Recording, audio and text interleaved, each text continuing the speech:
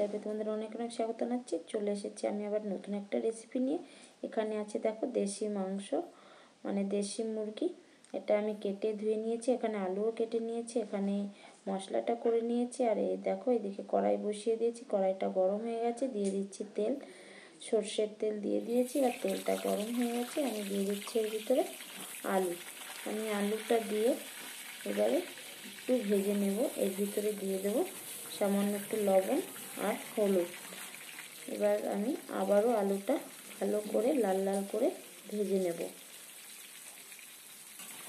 এই দেখো বন্ধুরা, আলুটা ভাজা হয়ে গেছে লাল লাল করে। আমি এবার নামিয়ে নিচ্ছি। এবার বাকি তেলের ভিতরে আমি দিয়ে দিচ্ছি জিরে ফোড়ন আর শুকনো লঙ্কা ফোড়ন, আর দিয়ে দিচ্ছি তেজপাতা ফোড়ন। আমি এবার একটু নাড়াচাড়া করে দিয়ে দিচ্ছি এর ভিতরে পেঁয়াজ কুচি। পেঁয়াজ কুচিটা দিয়ে একটুখানি ভেজে নিচ্ছি। এবার দিয়ে দেবো আমি এর ভিতরে টমেটো কুচি। এবার দিয়ে আমি আবারও একটু ভেজে নেব। দেখো ভেজে নিয়ে এবার দিয়ে দিচ্ছি আমি এর ভিতরে বাটা মশলা। আমি মশলাটা করে নিয়েছি শিলে, আমি বেটেছি আদা, জিরে, রসুন আর লঙ্কা। আমি এবার মশলাটা দিয়ে এবার সামান্য একটু জলও দিয়ে দিয়েছি। এবার ভালো করে মশলাটা আমি কষিয়ে নিচ্ছি। আমি এবার দিয়ে দেবো এর ভিতরে স্বাদ অনুযায়ী লবণ আর হলুদ। আমি আবারও মশলাটা সুন্দর করে কষিয়ে নিচ্ছি যতক্ষণ না মশলাটা ভালো করে ভাজা হচ্ছে। এরকম বন্ধুরা মশলাটা ভাজা হয়ে গেছে। আমি এবার এর ভিতরে দিয়ে দিচ্ছি মাংস। এই দেখো মাংসটা দিয়ে আমি সুন্দর করে কষিয়ে নিচ্ছি।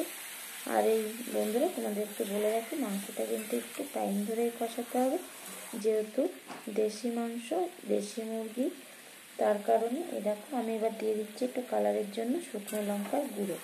আমি দিয়ে এবার আবারও ভালো করে আমি কষিয়ে নিচ্ছি। আর এরকম যদি দেশি মাংসের ঝোল হয় রবিবারের দিনে, তাহলে তো খাওয়াটা একদম জমে যাবে দুপুরে। তোমরা অবশ্যই রেসিপিটা দেখে বাড়িতে ট্রাই করো, আমাকে কমেন্টে জানিও। দেখো বন্ধুরা, এদিকে আমার মাংস দিয়ে মশলা তেলটা ছেড়ে দিয়েছে, তোমরা তো দেখে বুঝতেই পারছো। এদিকে আমি জলটা গরম করে নিয়েছি। আর এখানে দেখো মাংসটাও হয়ে গেছে কষানো। আমি এবার এটা প্রেসারে দিয়ে দিয়েছি। প্রেসারে দিয়ে আমি দিয়ে দিচ্ছি এর ভিতরে গরম জল, আর এখানে দিয়ে দিচ্ছি দেখো আলু। আমি এবার যেহেতু আমি ভালো করে কষিয়ে নিয়েছি, তার কারণে আমি 2 থেকে 3টে সিটি দিলে আমি লাগিয়ে নেব।